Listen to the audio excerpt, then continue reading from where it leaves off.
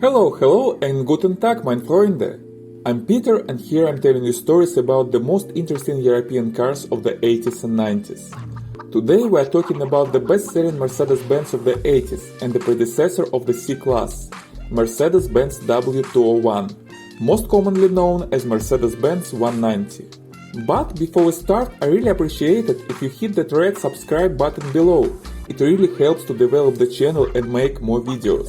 And if you already subscribed, thank you very much. I appreciate your interest and your trust. Thank you so much. And let's get back to the car.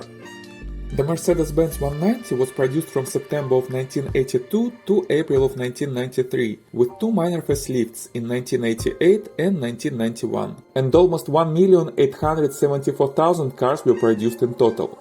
The official name of the series was W201. But the first cars had a badge 190 related to the size of the engine of 1997 cc.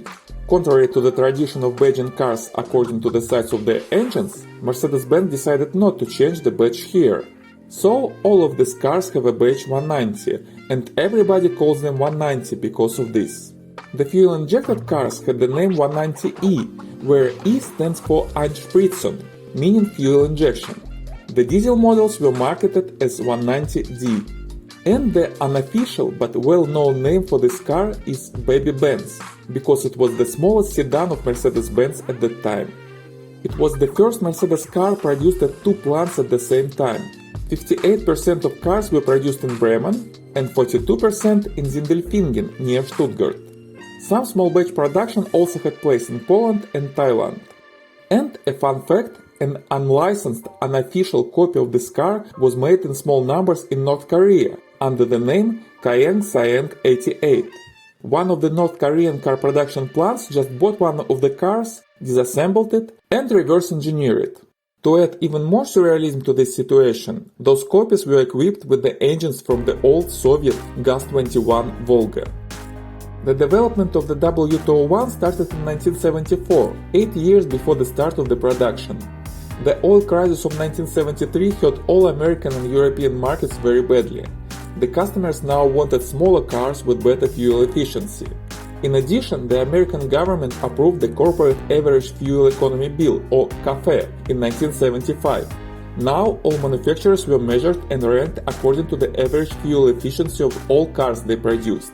Those who fit the threshold got insensitive, and those who didn't had to pay penalties. At that moment, Mercedes-Benz had only large, heavy sedans with huge fuel consumption. They did have a small car, R107, but it was a sports coupe with large engines. At the same time, in 1975, BMW launched the third series in the E21 body, which was very popular. So Mercedes-Benz needed a competitor even more, a small, light and fuel-efficient sedan. And they built it. At first they built a full-scale clay model and tested it for a long time in a wind tunnel and changed it many times looking for the best possible aerodynamics compliant with the overall design guidelines. They managed to get a very decent direct coefficient of 0.33. Then they scanned the model with laser, converted it into a computer model and continued development. Let me remind you that we are speaking about the 70s, and this engineering approach was really revolutionary. The design was developed by the head of styling for the Daimler Benz, Italian designer Bruno Sacca. By the way, Bruno Sacca was responsible for the design of every single Mercedes-Benz model of the 80s and 90s. So he is the one who we should thank for all these beautiful cars of the 80s and 90s. And the 190 was his favorite project. The idea was to keep the main ideas of the existing Mercedes models of the 123 and 126 series, but update them and make a small, short, lightweight family sedan with a much simpler design with almost no chrome parts, except for the front grille and badges. At the same time, Bruno Sacca said that a Mercedes-Benz must always look like a Mercedes-Benz, so the car had to be distinctive. With these ideas they created the W201. And later the same design was further developed in glorious W124, W140 and eventually W202. From the engineering perspective the car was updated a lot as well, with particular attention to the suspension. The front suspension was based on McPherson struts. I'm not quite sure, but it seems that Daimler-Benz used the McPhersons for the first time in its history. The W123 and R107 used double wishbones. McPherson's were simpler, lighter and cheaper. At the same time, the rear suspension was rather complicated with 5 links at each wheel. This suspension dramatically improved the driving quality and reliability of the car. Mercedes Benz later used this type of suspension in many of its cars, and it became some kind of a signature feature. But the first car that had it was the 190. Another important area of attention was safety. Daimler engineers conducted multiple crash tests on prototypes to find the optimal structure of the program deformation zones. As a result, the car could withstand a concrete barrier offset crash at 35 miles per hour without serious passenger injury or cabin deformation.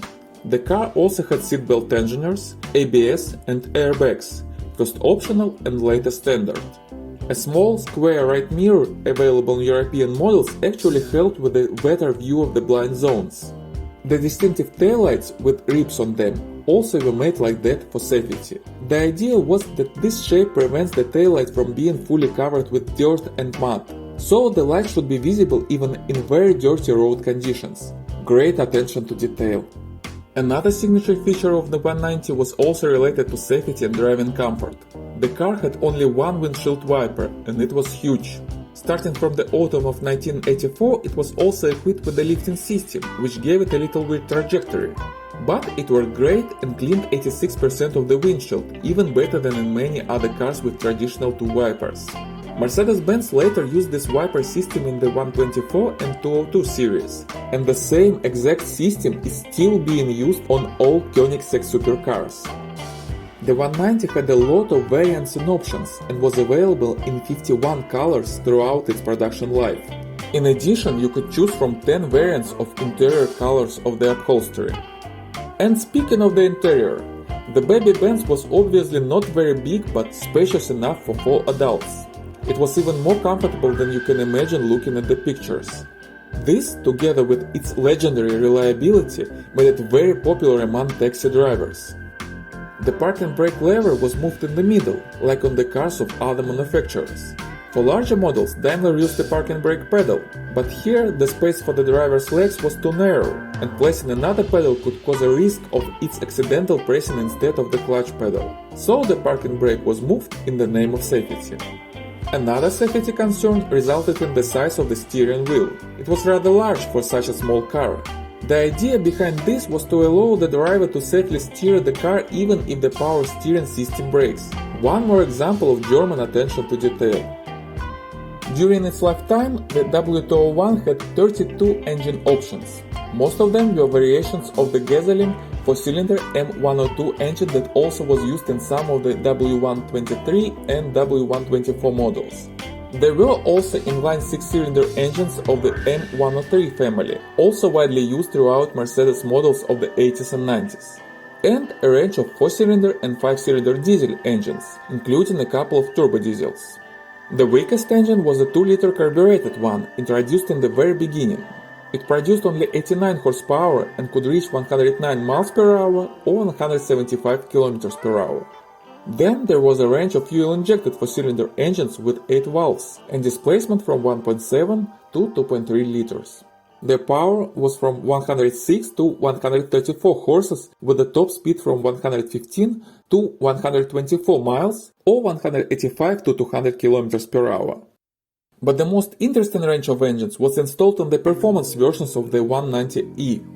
These 4-cylinder engines had 16 valves and the displacement from 2.3 to 2.5 liters.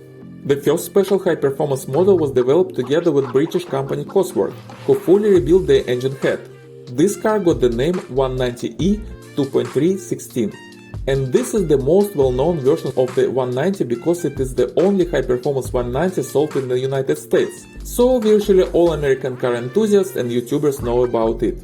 This car had 182 horses in Europe and 168 in the American version due to emission regulations. The top speed was 183 miles or 230 km per hour in Europe and 137 miles or 220 km per hour in the United States. This actually was a very good car.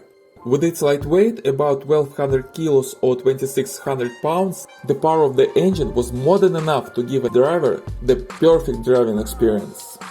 On May 12 of 1984, Mercedes Benz organized a special race at Nürburgring to celebrate the opening of an updated racing circuit.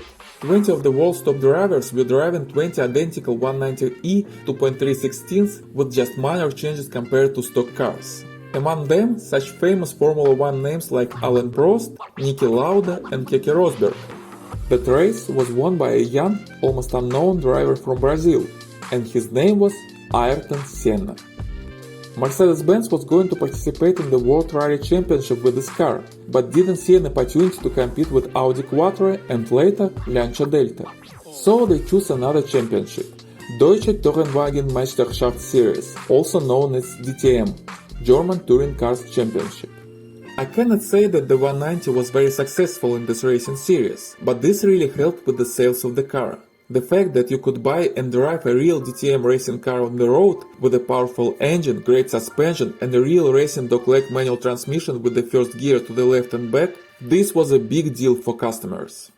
This success brought another great car to life.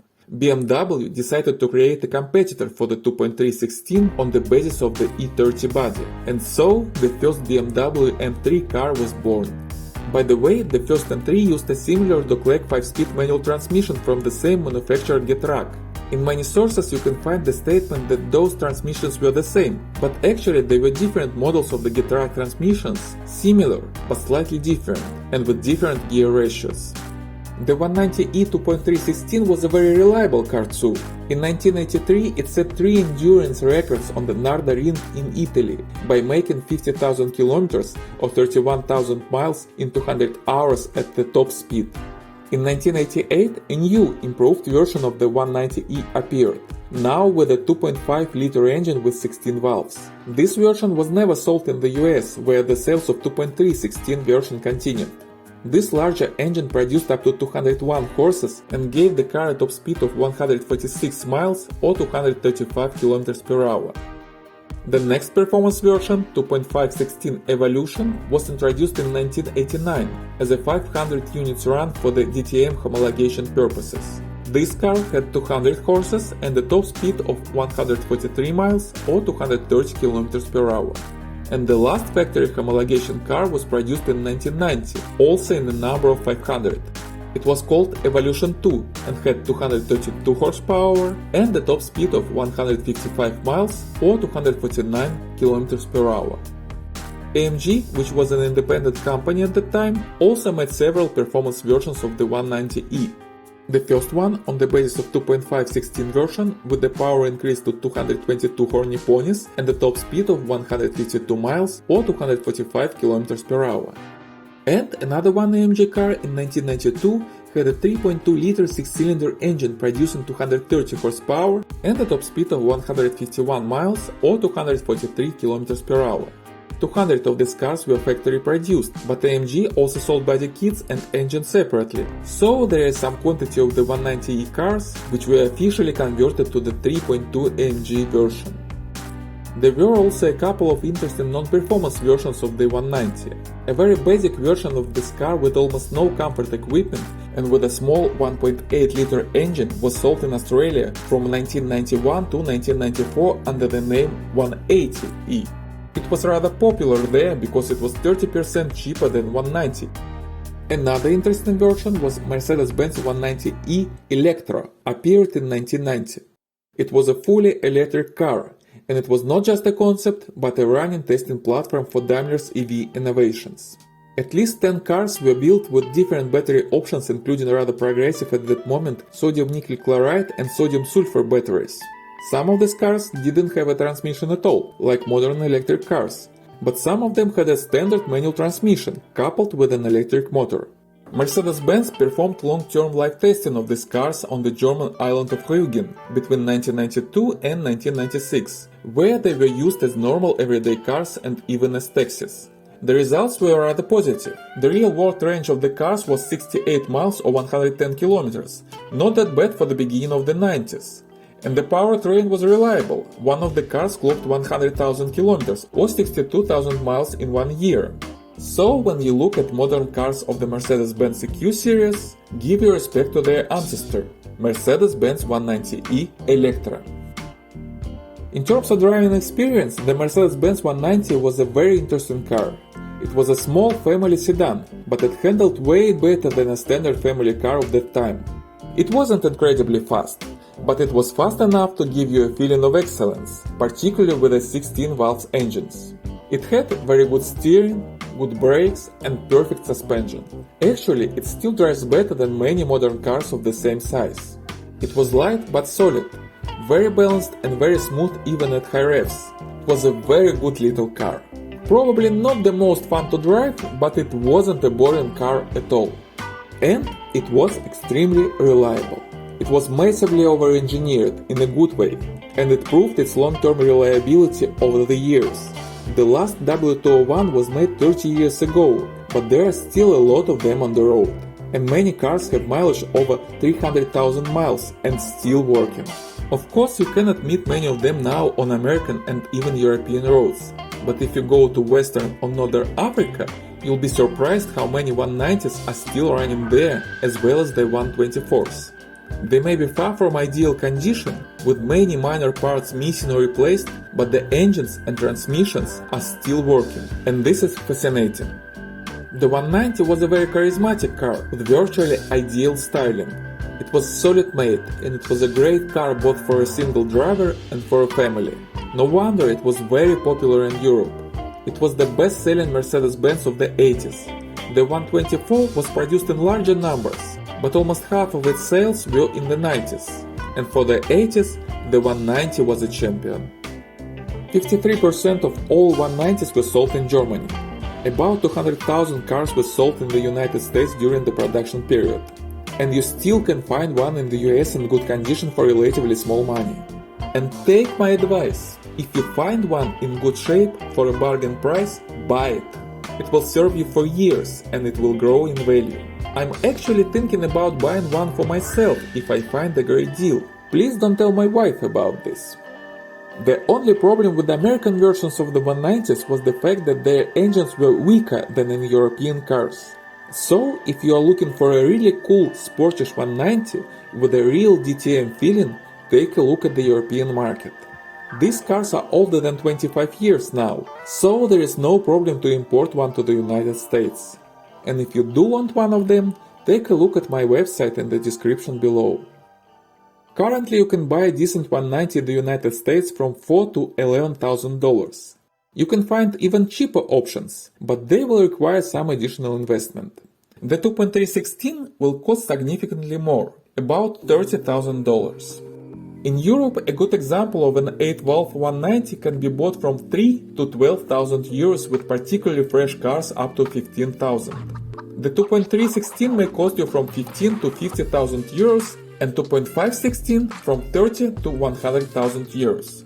Both rare Evolution homologation generations have an asking price from 85 to 300,000 euros, but as usual, everything is negotiable. Well, thank you very much for watching. If you owned one of the 190s, please tell me about your experience. How sporty, how comfortable, and how reliable this car was in real life. It's always so great to read your stories, guys. Thank you so much for your comments. And if you like this video, please give me a thumbs up and subscribe to the channel. New interesting stories are coming soon. Danke schön, mein Freunde, and see you next time.